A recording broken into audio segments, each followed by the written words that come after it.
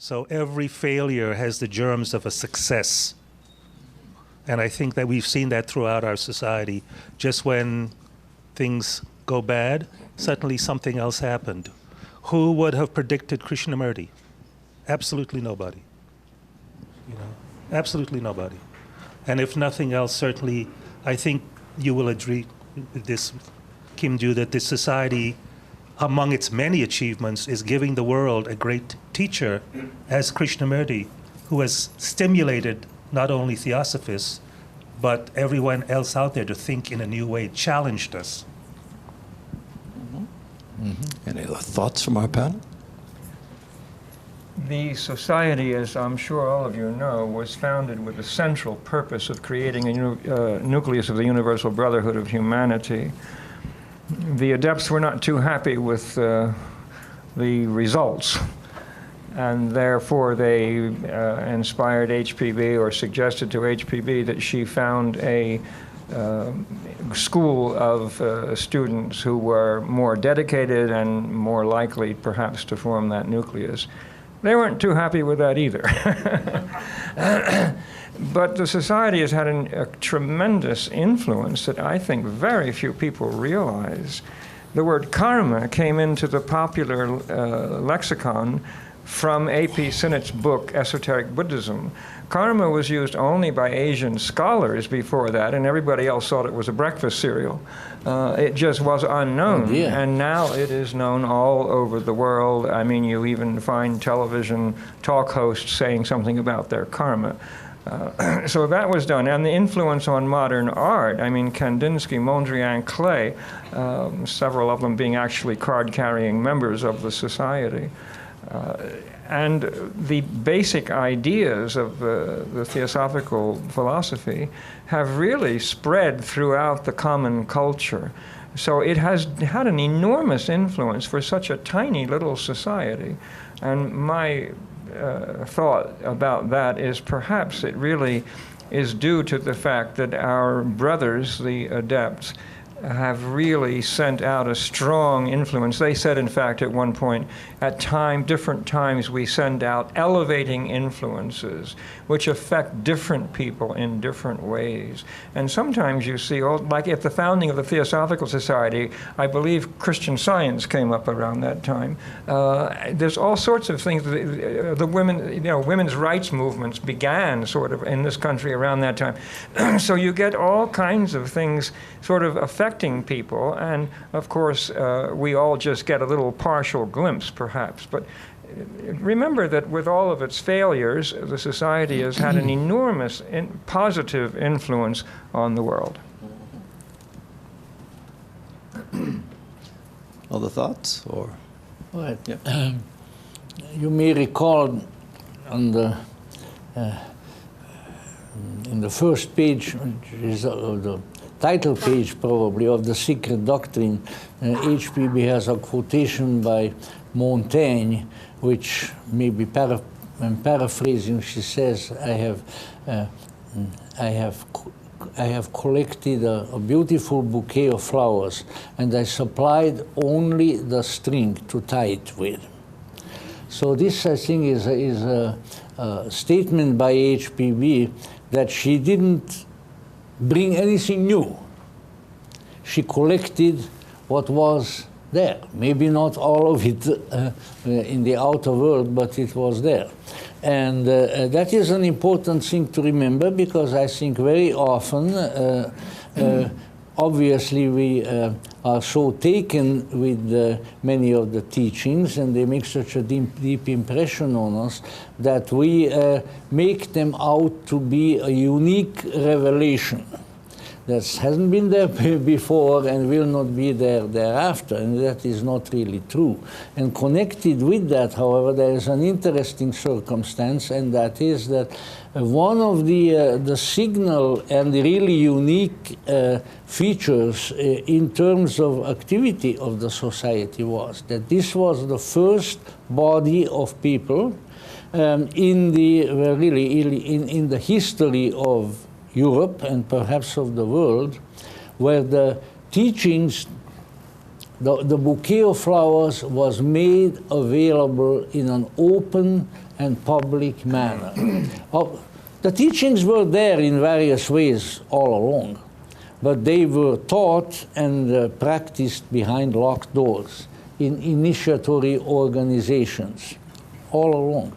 But this was the first forum where anybody could come in and could listen to the teachings, could read the books, and be informed on this particular matter. And that in itself, I think, has made a tremendous difference and has allowed the esoteric tradition to become common knowledge, or at least the kind of knowledge that was very easily available to everyone and has therefore permeated the culture in a variety of ways.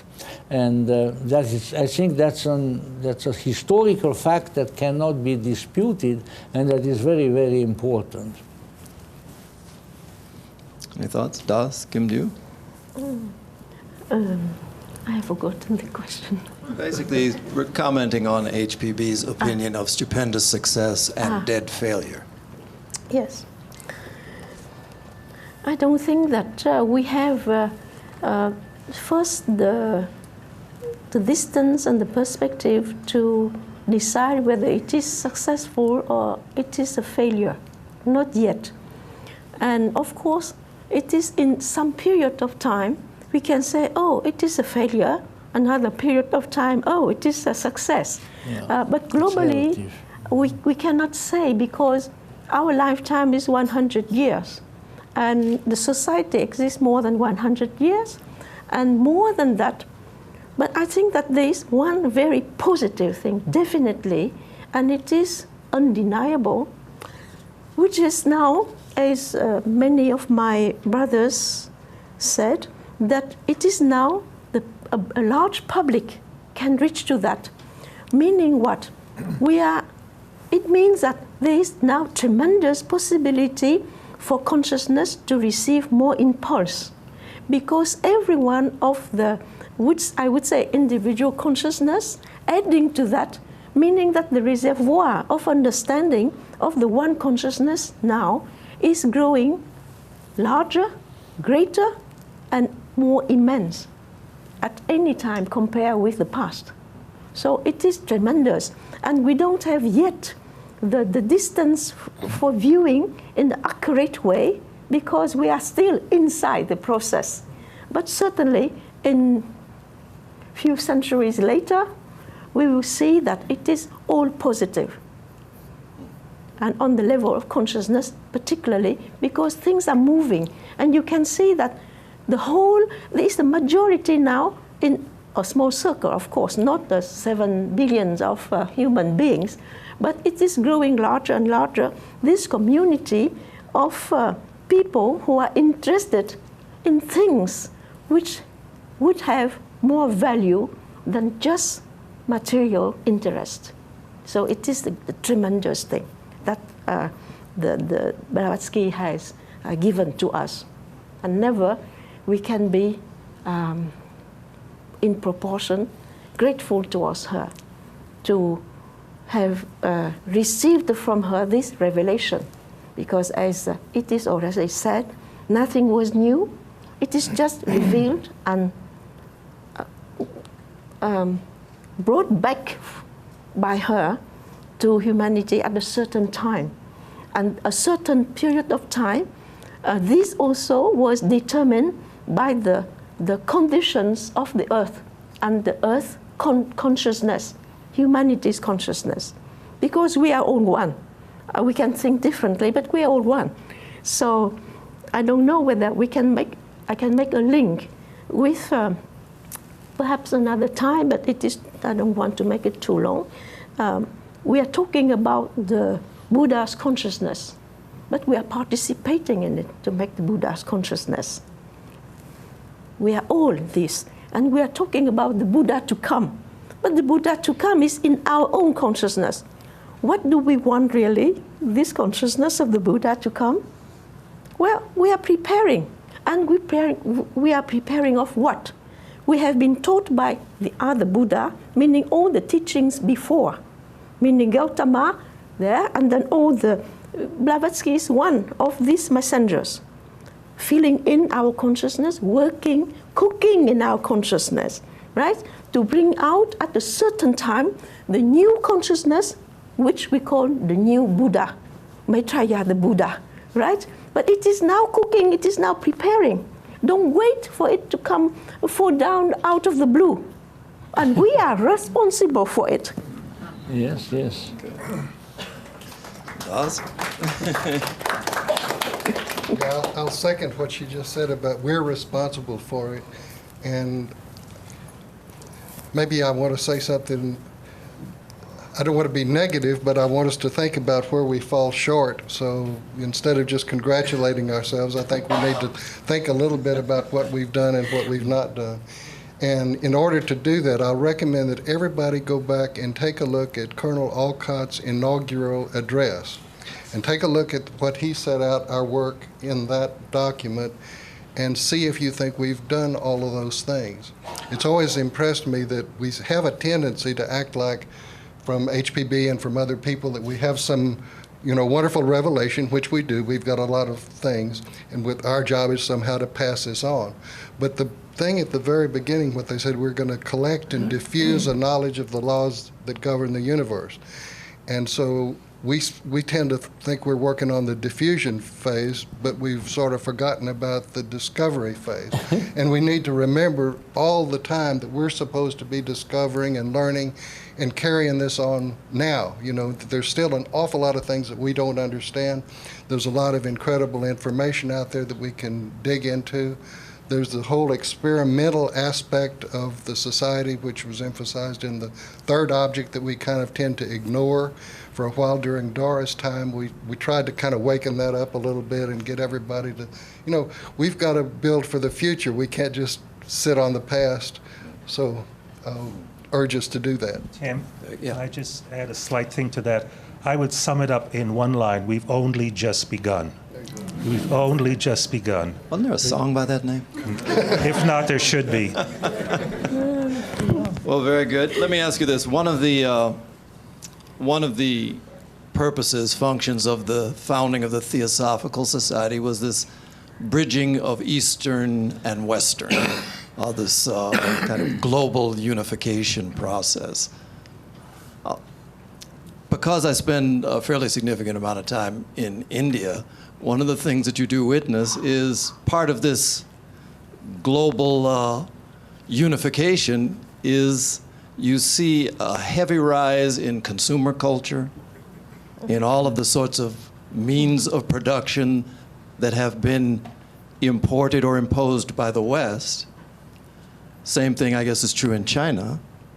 And now in the West, you find that there's also this genuine sort of hunger for spirituality. Do you think that this flip-flop role is what was in mind, or is there something more here? Well, certainly that's why the society was started in the West, in America. No one would have thought of New York as being a big cultural hub, or even Washington at the time. It was London or it was Paris. But the idea of starting here in America, and she certainly opened up a wave of American esotericism. This is something that we don't always stress. Before that, it was European concerned, and yes, Eastern ideas have come here, but she's one of the first to see the fit between Eastern spirituality and American culture, Western culture. So, you had Zen catching on here tremendously in the 50s. All of those swamis, yogis, there are probably more Tibetan lamas and Rinpoches here than anywhere else. You have the They all Naropa have Institute. cell phones. And they all have cell phones, yeah. Just on that note, when I was in Tibet, we went up to visit the caves. It was the cave of, I think, the 13th Dalai Lama, where he did his 3-year meditation retreat. And there was another Lama doing his meditation retreat. Difficult to get to, and once you walk up the hill, I wasn't sure that this was a cave, because when you walked, there was a solar panel out at the edge of the cliff with a wire running into his computer in his meditation cave. It lets you know the world's changing. Yeah. But Stephan, I think you wanted to say something. Well, I doubt it that the flip-flop situation which you mentioned was what was intended.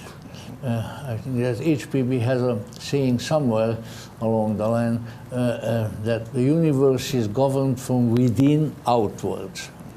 And so I think that what was meant was the recognition and the establishing of the spiritual kinship at as deep a level as possible, and that thereby, let's say, stimulating the soul of the West with the wisdom of the East, but perhaps also vice versa. And that the technological and material exchanges and situations that are going on, that's really at an external level. And I doubted that it is very closely related to what was really intended. Although, of course, there's always some connection, some relationship between all human activities by virtue of the fact that they are done by humans, not by dogs, not by bats, not by amoebas. You know. But I think what was meant was an interchange and exchange and a communication at a really deep level. And I think to some extent that has occurred, and let's hope it will continue to occur even more powerfully in that greater depth. The coming of the Dalai Lama, incidentally, I think was a signal event in that spiritual communication. I well remember when Dalai Lama succeeded fleeing the Chinese rule in Tibet and arrived in India. Manly Hall was referring to it in one of his Sunday lectures, and he said, it is certainly a terrible calamity for Tibet, that the precious protector is no longer there in the land, but he says, and of course, Dalai Lama was just a young man trying to find a place to sleep in India when he said, this is going to be the great opportunity of the West and of the world. For the first time we will have the authentic representatives and the embodiments of this great tradition available to us, and we don't have to depend on second-hand and third-hand and romanticized and distorted sources. So that really, you know, a great process has become, and some of it was brought about by really terrible calamity, calamity certainly for Tibet. But the exchange is taking place, and that I think is a great great advantage and a great wonder. And I think that at least we can say that the Theosophists pioneered it. They made preparations for it. They tilled the ground so that some of this continuing inner spiritual exchange could take place and bear fruit. And for that, I think, you know, well, not we, but our theosophical brothers and sisters of the past do merit a great deal of appreciation. Anyone else on East and West? One other thing is, we seem to forget that also HPB just didn't bring things from the East. She also introduced India to Hermeticism, Kabbalah, Gnosticism. True. Through publishing her magazine there. India, there was such an inward-looking society, got a taste of other philosophies, other forms of esotericism. So that also is a pioneering work. Yes, yes, very much so. Can I say one thing? Sure. There's an interesting letter from T. Subbarao that he wrote during those early days, and he said that when HPB showed up, the initiates of all of the different schools all over the world were told, you better listen to her, you know? So it was a whole different influence in the East and in the West. People were told that this you have to sort of come through her and support this society. And that shook everybody up. You know, the Brahmin people didn't like it. Some of the Western occult people who had been doing things for centuries didn't like it, but everybody had to go along with the program. And it's kind of an interesting historical thing if you read his little letter as to how this happened, and then we can really appreciate how it affected everybody in all these traditions. Anybody else? I think that distinction between East and West will fade away with time. Technology, communications, thinking, and also this fraternity, there is a kind of awareness that humanity is one. Perhaps at a very low level, but still it is growing. So I think that in some time, not far away, to my, not hope only, but to my personal vision, it will come perhaps in a few centuries. It will be one word, one mind, one humankind, and not races, as Madame Blavatsky has defined the word race as the state of evolution of consciousness. So we are melting together now as a kind, we are moving towards this evolution in one. And at a certain time, we will be one. Not that we agree about details, but we are aiming at the same thing, meaning that we're aiming at our target, the infinity that we are already by nature. But it is growing. Perhaps I am too optimistic.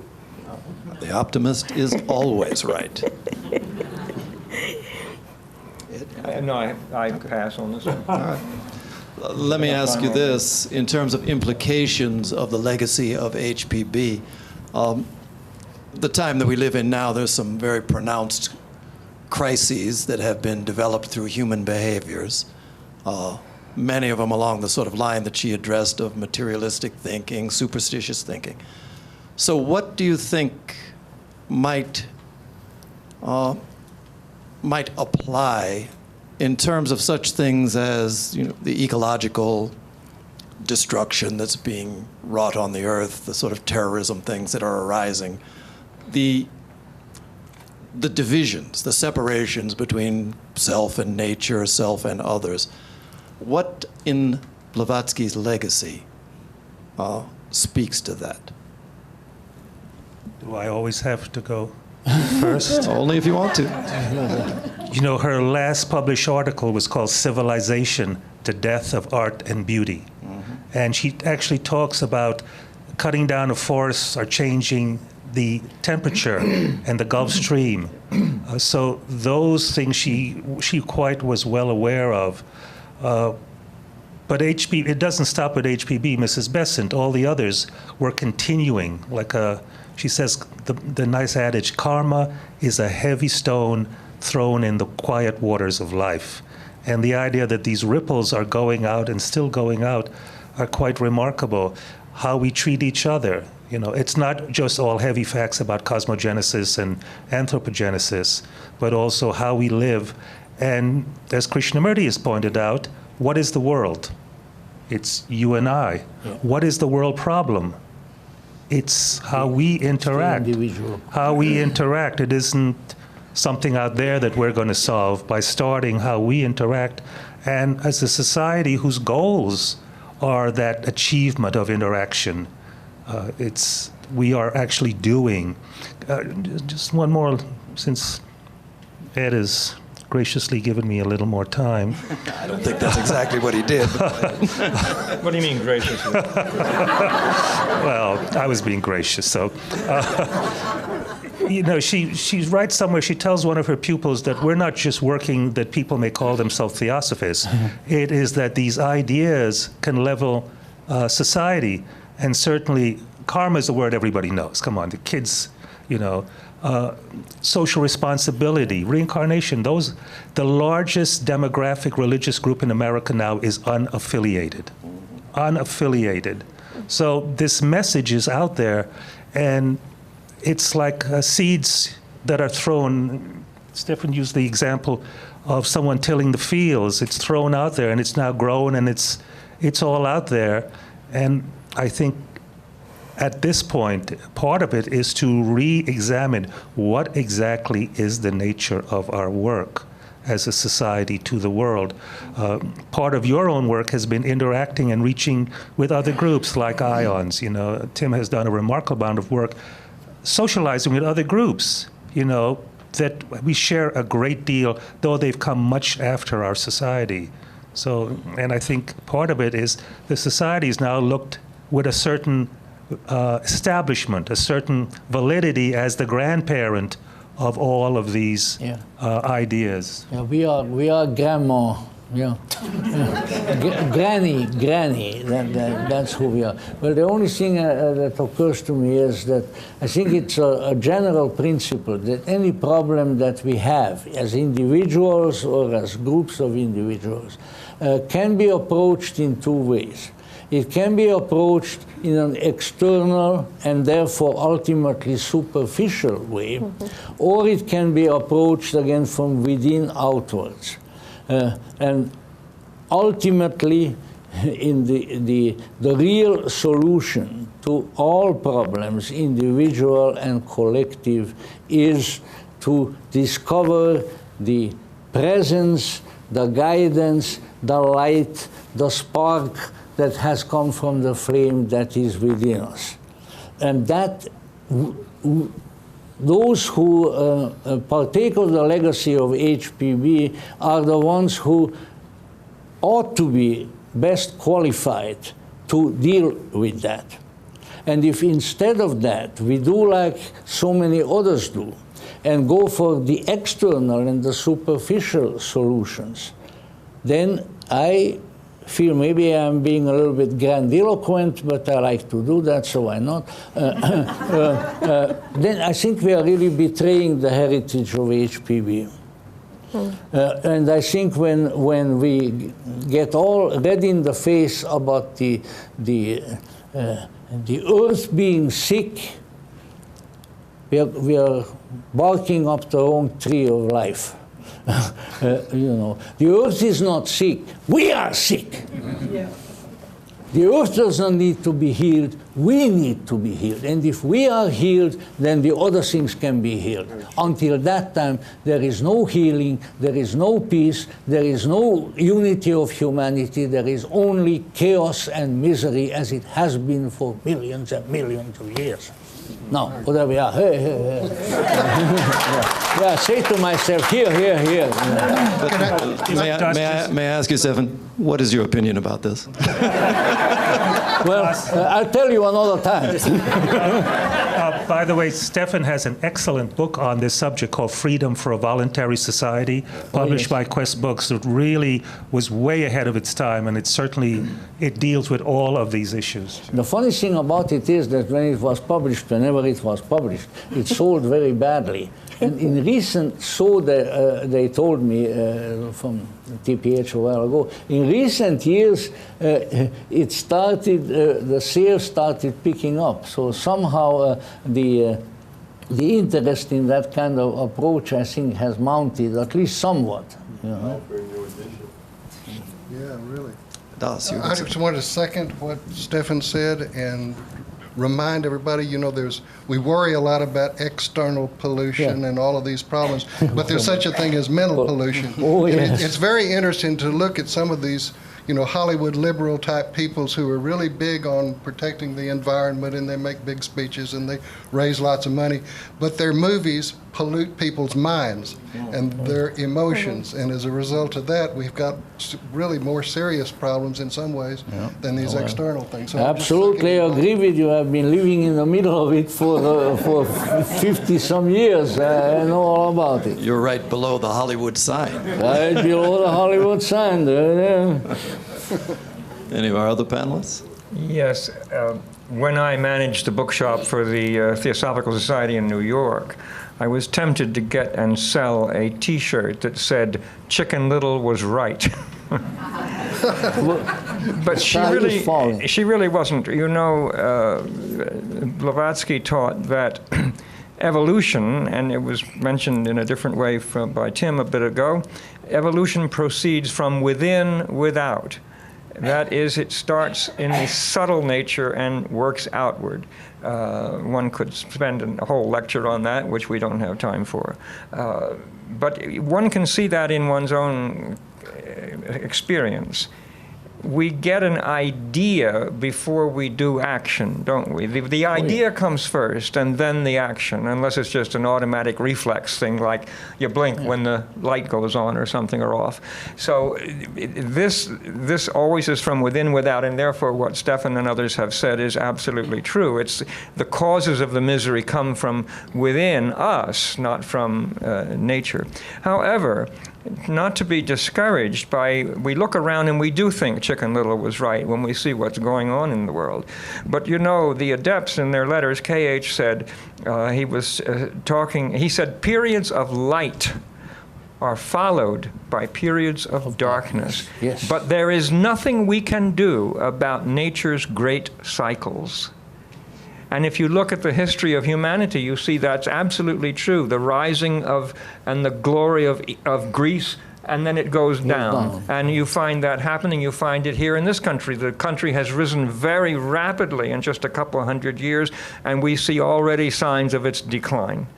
So this is inevitable. So not to be discouraged. At the same time, one of the very strange, to me, statements, I've thought about it, that K.H. made, he said, without the Dugpas, which are the brothers of the left-hand path, the ones that are the selfish ones, he said, without them, we would not exist. So the balance has to be There's there. always the polarity. Now, we are working on one side. The theosophical theory is that eventually all will become unified. This will be in millennia. And we can't expect that at the stage that humanity now is, that all will be well, because it's going to take time. So all we can do is work on the positive side, and our thoughts, our actions will influence others. And on the encouraging side, there is now a lot more interest in saving the environment, in helping humanity. There are so many groups now like that. I come out here, you know, when I first came out here, almost all the workers were, you know, gray-haired and old.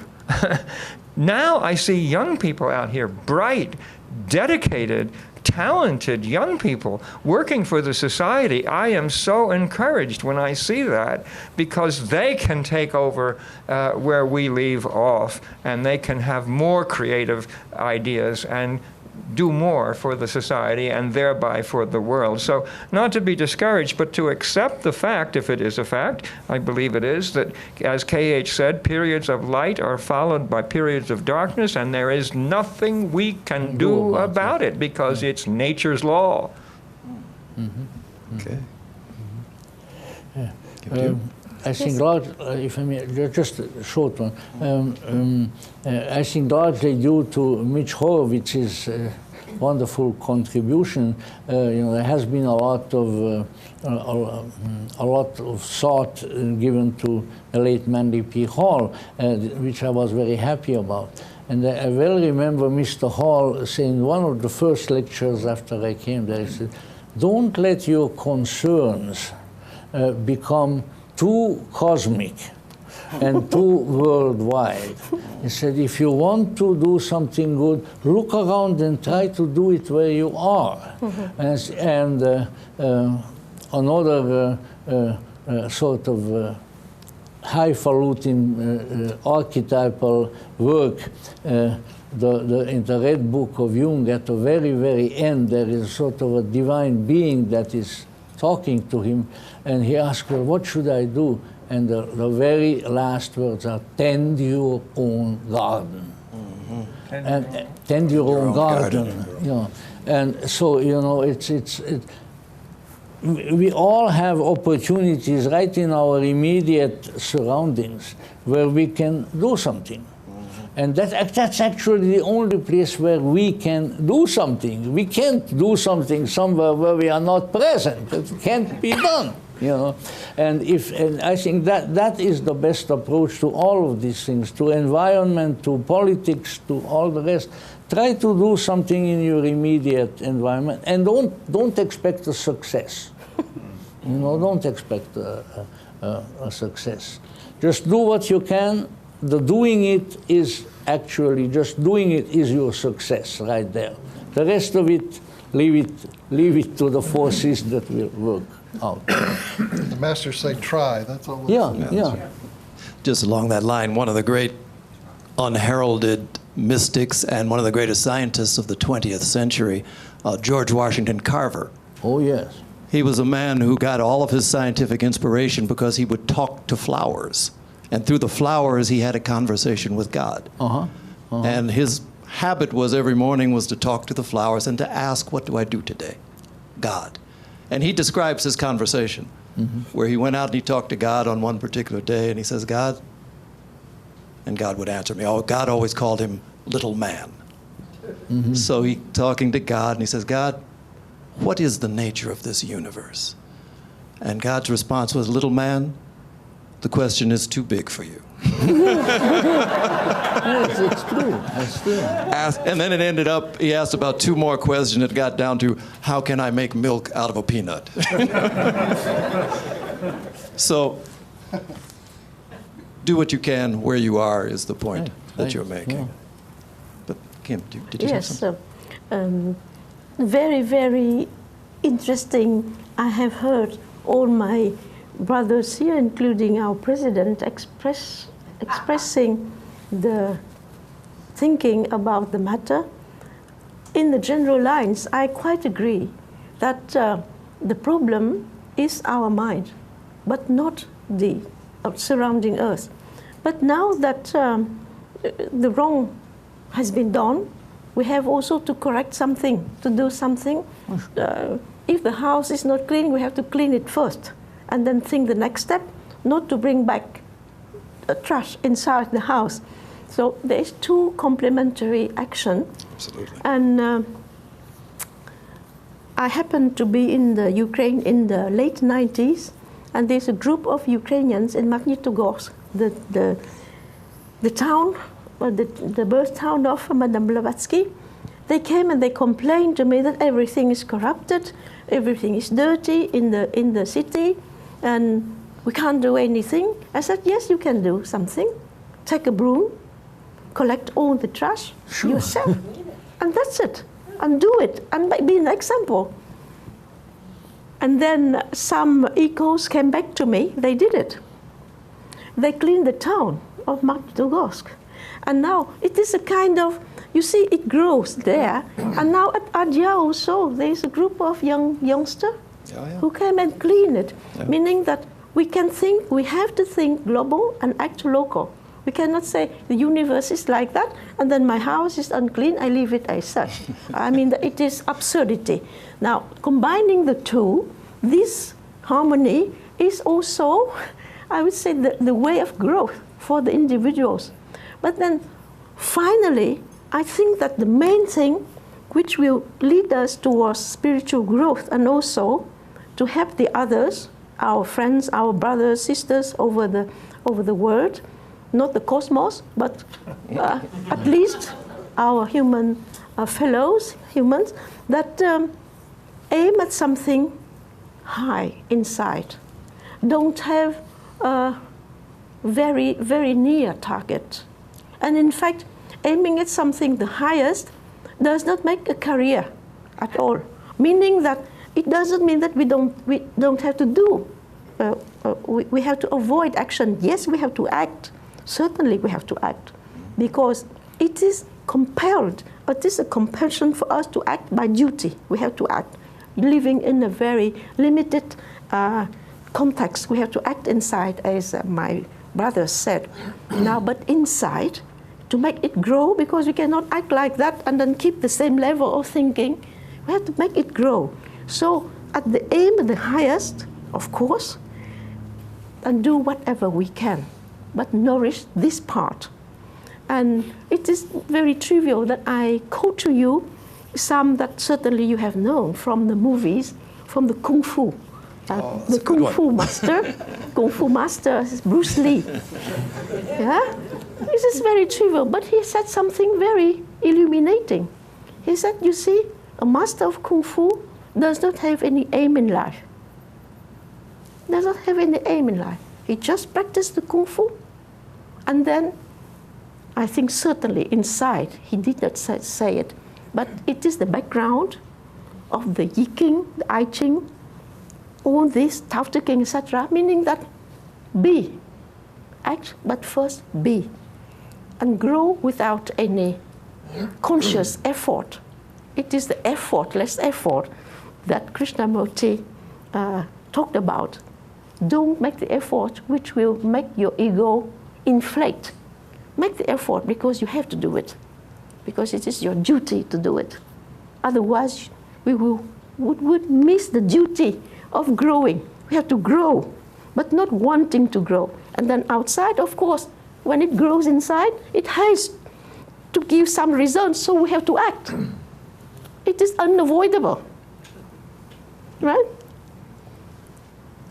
Amen. Amen. Church Amen, sir. is amen. Amen, sister. Yeah. Probably I should get to some of the questions that you all have asked. There are many, and don't feel bad if your question doesn't come up, because most of them won't, unfortunately. You see what I have. Still there? Oh yeah. Yeah, this is it. We end at 9 o'clock. If we keep Before talking I like fry. this, yes. How about this one?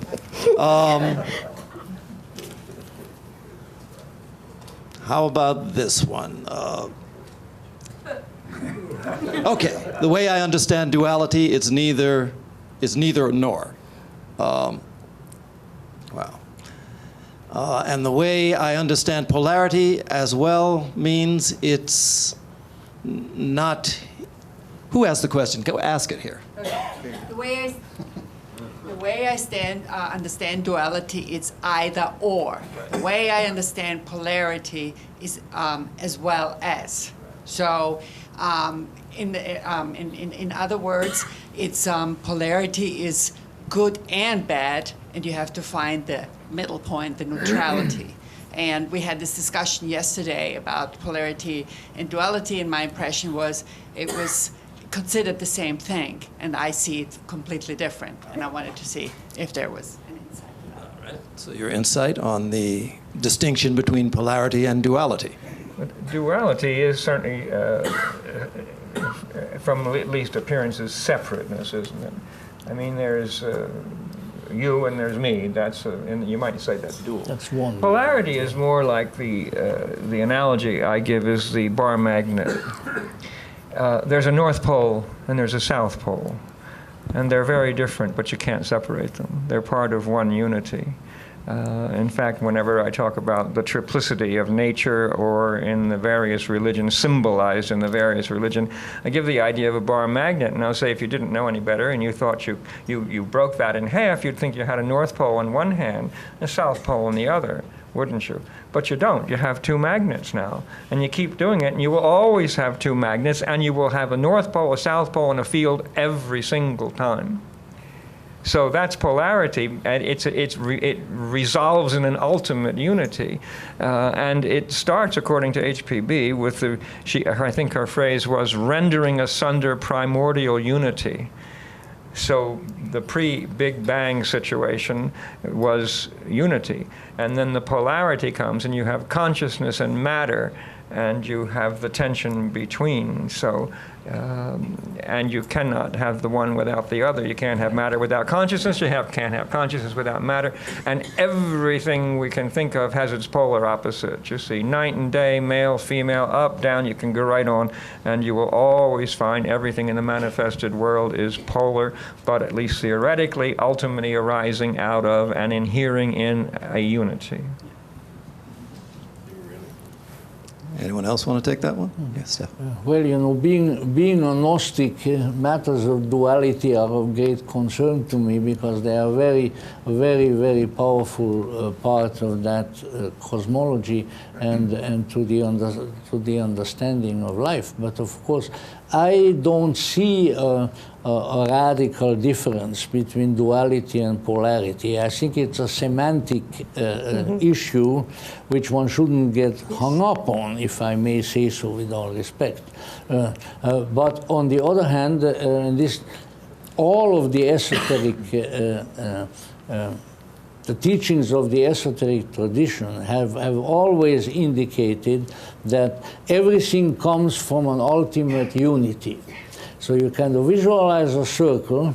There is the ultimate unity, where the circle with its center everywhere and circumference nowhere. And there is all is one and all is balanced. And then there is once again, we have the horizontal and the vertical line. You have a horizontal line, which is the boundary between the unity and the non-unity. And then there is a vertical line coming down, and there left, right, left, right, left, right. There everything is dual. And yet these dualities are the manifestations of the ultimate unity, and they have a tendency within themselves to try to unite. But it's doggone difficult.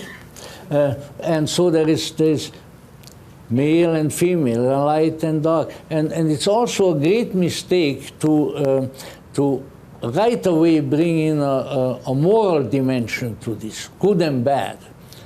Not that there is not good and bad, we certainly know it is, but that's not the main issue with the duality. The duality, they're complementary opposites, which at the same time seek each other. And ultimately, they do find each other. And when they unite, then there is unity again, and it reunites with the ultimate unity. And you find this in alchemy. Alchemy is the great metaphor for this process. You find it in Chinese alchemy. Read The Secret of the Golden Flower by Jung, the commentaries by Jung and Wilhelm and so forth. So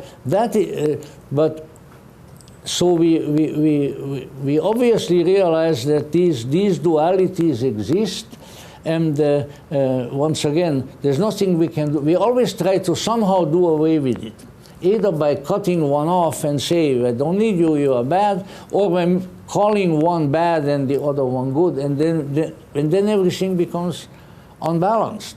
So we have to take those things in stride and sort of let the alchemy take place within us and within everything else. Any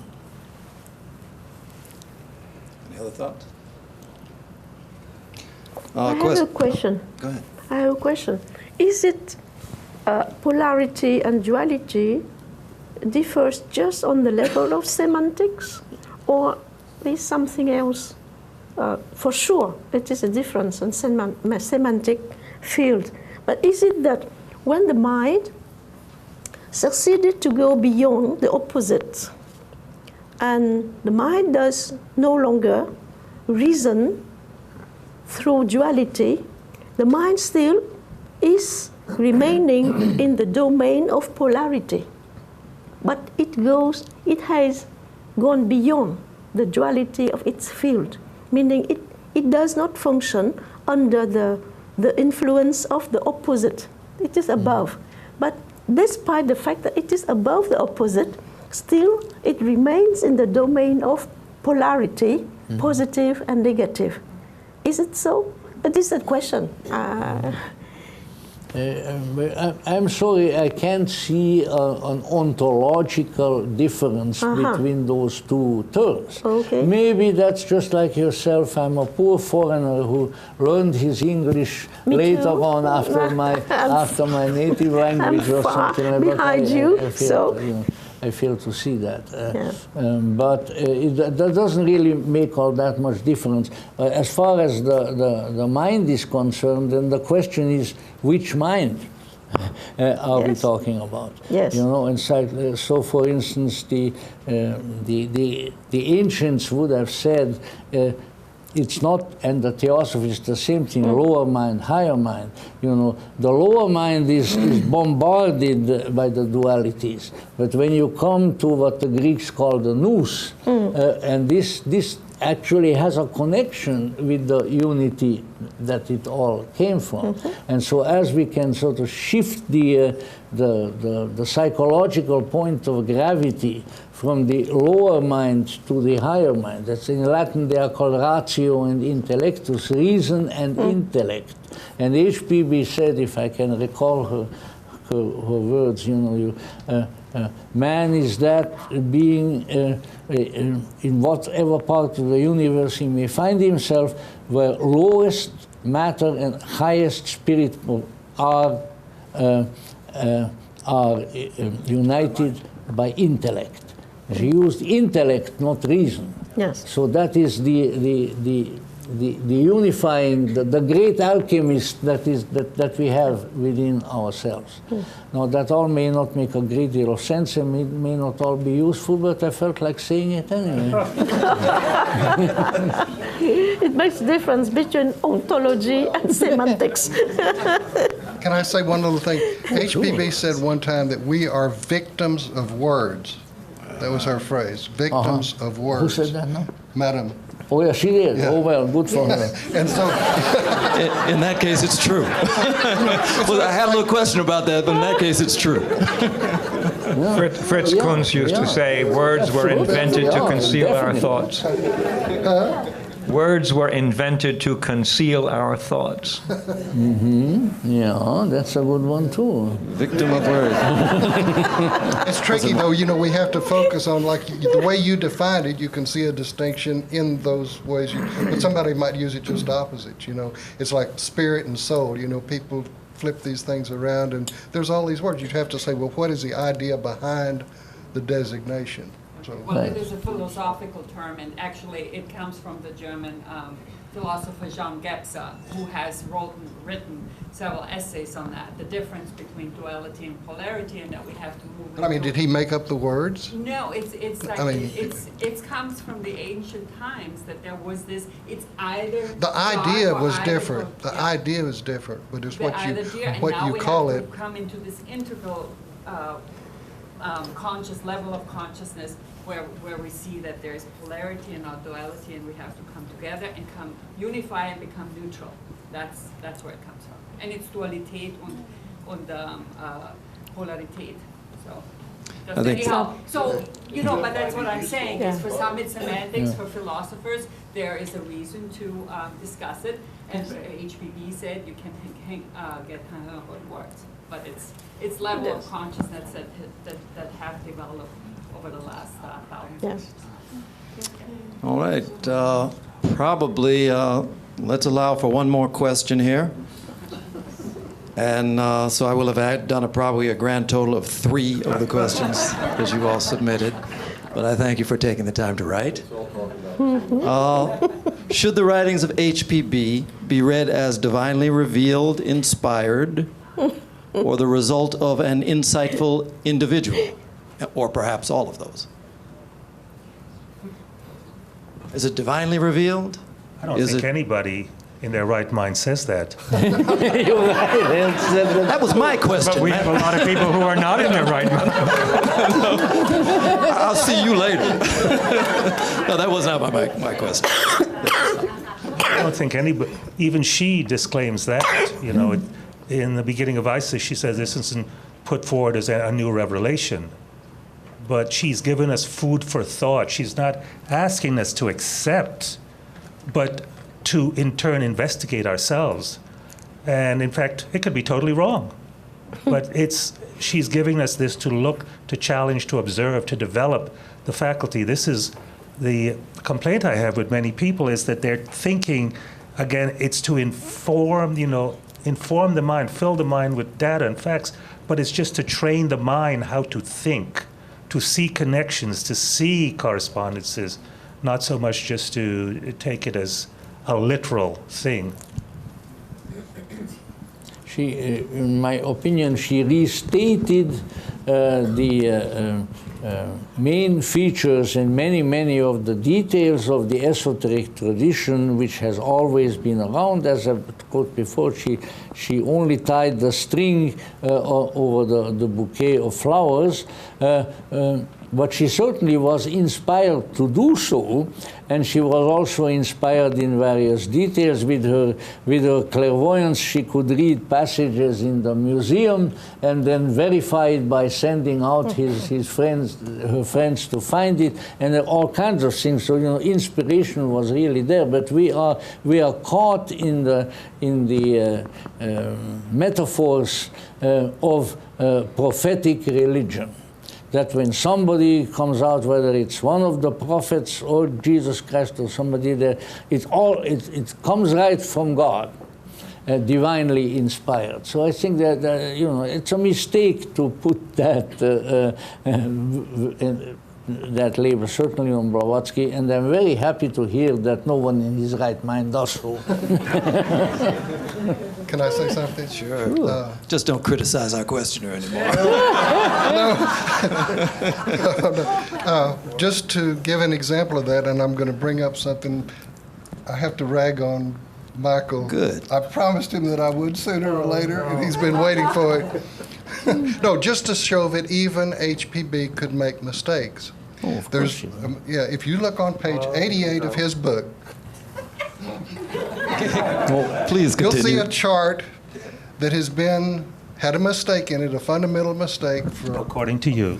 According to me, okay, yeah, let's say that. According to me, there's a mistake in this chart that goes back over 125 years. So take a look at the chart on page 88.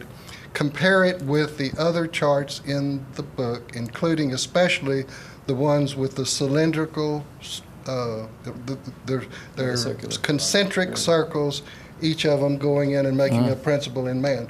Compare that chart to what's on 88 and see, this is an exercise.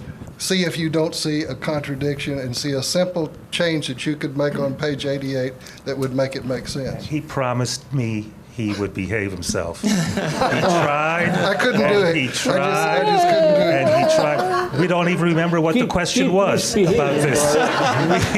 We don't even remember what the question was, but he also has informed me, you know, who ever heard of green fire? Well, of course, in the astral, everything is reversed. You know that. Fortunately, we're coming to the end. I think it can be. Or duality. It's just a diagram, for heaven's sakes. But it'll make a whole lot more sense if you'll change it a little bit. Oh, okay. I think it can be a near fatal mistake to regard any writing as divinely inspired.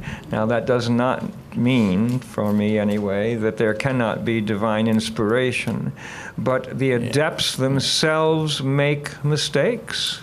They say it, and you can find some. One very simple one, which is insignificant basically.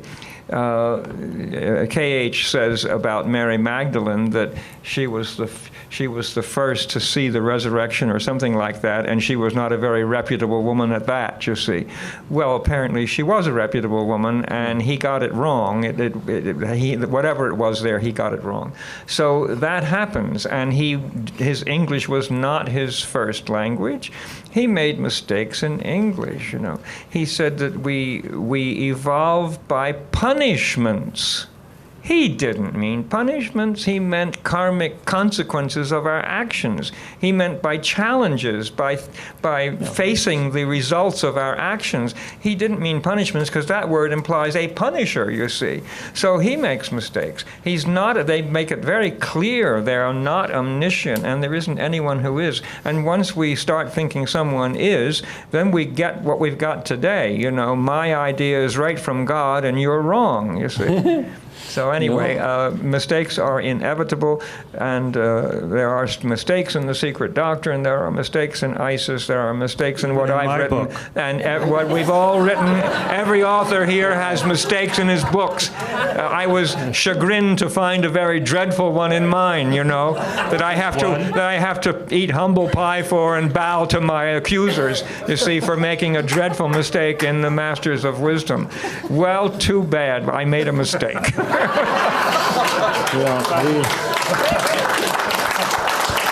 By the way, Ed, you may find that actually Proclus I think it's Porphyry agrees with KH about Mary Magdalene, by the way. So.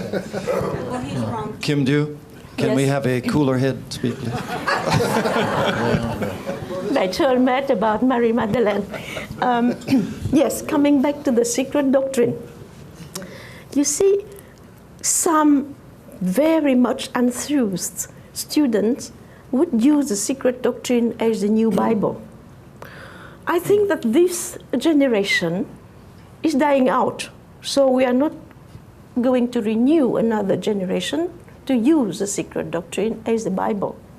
Now, as to the mistakes, I have a very large view. Yes, she can make mistakes because in her magnum opus of thousands of pages, she has the right to make mistakes. Oh, for heaven's No sakes, problem. no.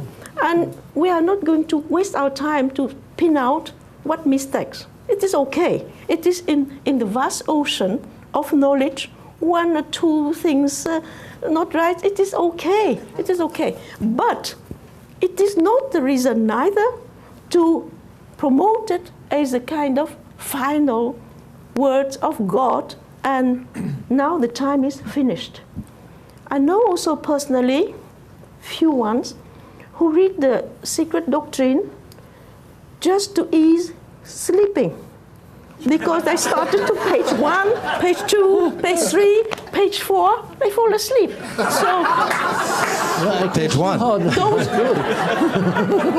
So don't use medicine to sleep. Just take the secret doctrine, volume 3, and then you find out that after 10 minutes you will find out the solution for your sleep problem. So, yet, I would say something, it is quite serious. You plunge the mind in it. There's a new world open to you. Never. You have read in religious books, philosophers, philosophical books, scientific books, such things. And of course, we have the duty to proclaim that such things exist. And still we have the duty to do it. But to do it in such a way that we should not be a kind of, well, you know, so. Look here, everybody. Everything, even the best of things, run out of time. So our panel time, we've run out. So please, could you give a round of applause? Thank you for your participation. And Thank you. Thank you very much. Thank you.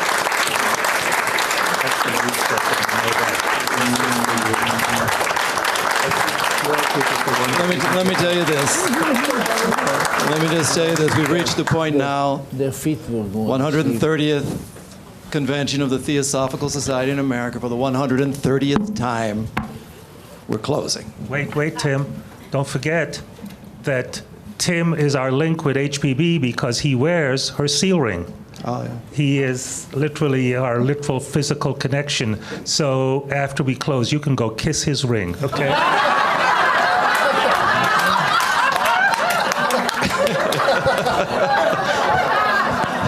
No.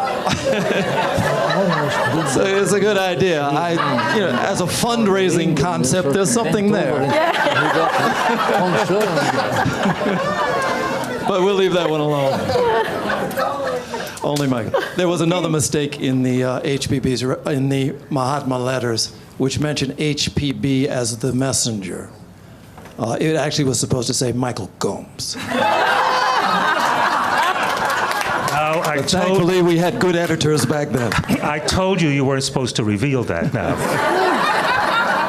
So anyway, it's time for us to pack it up, head on to the next thing. I had said, I think it was year before last, I think I had made a promise which I'm about to break. The promise was that I'm not going to say it again, that this convention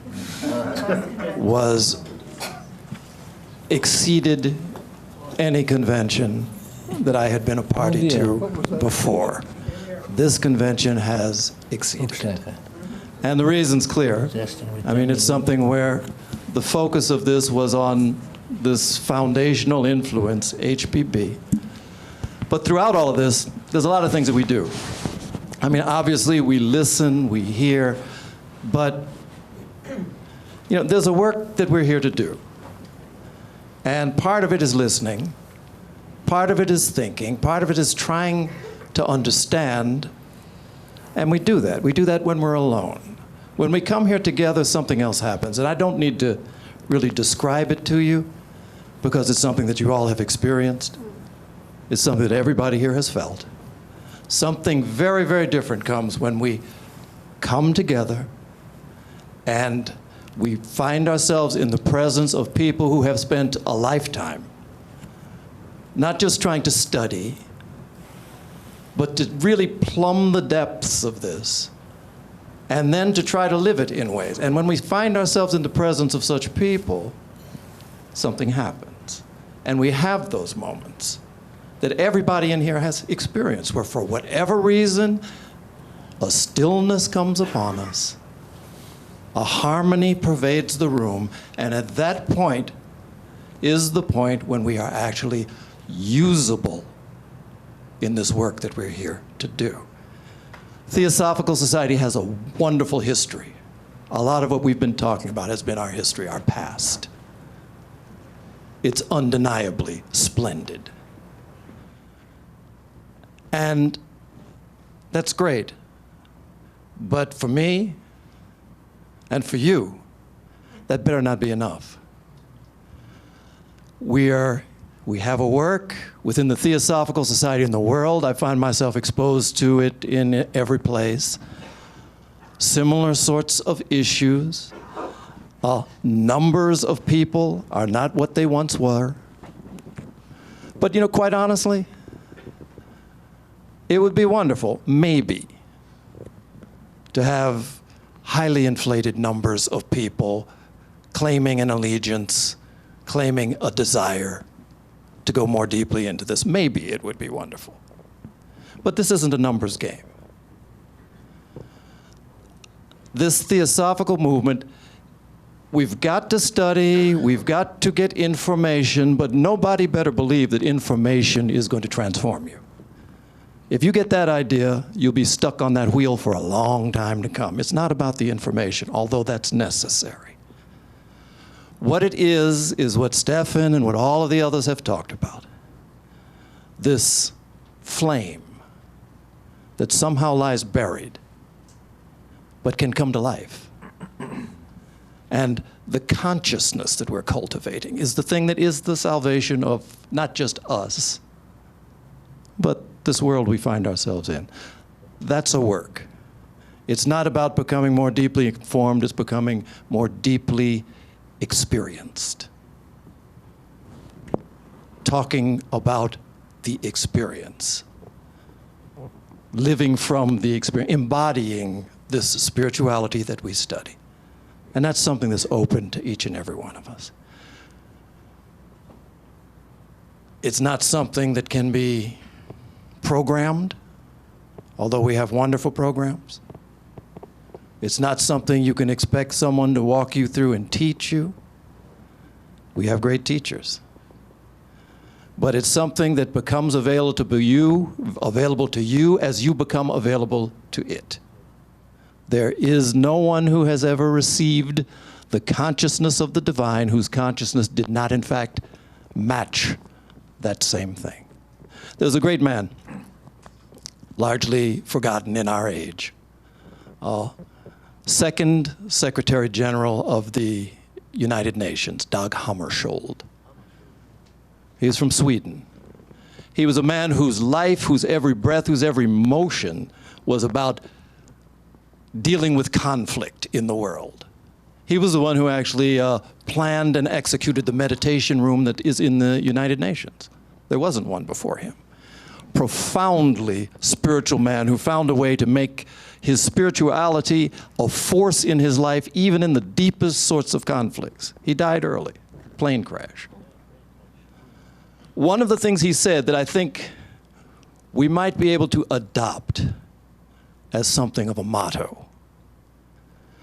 He said at one point, "For everything that has been, thank you. For all that is yet to come, yes. Yes. The openness, the availability that mind permits us is really the hope for the Theosophical Society and this world that we live in. Yes. And then be willing to take what comes with it. You know, if it's yes to sacrifice, expect to be sacrificed. If it's yes to wisdom, expect to encounter it.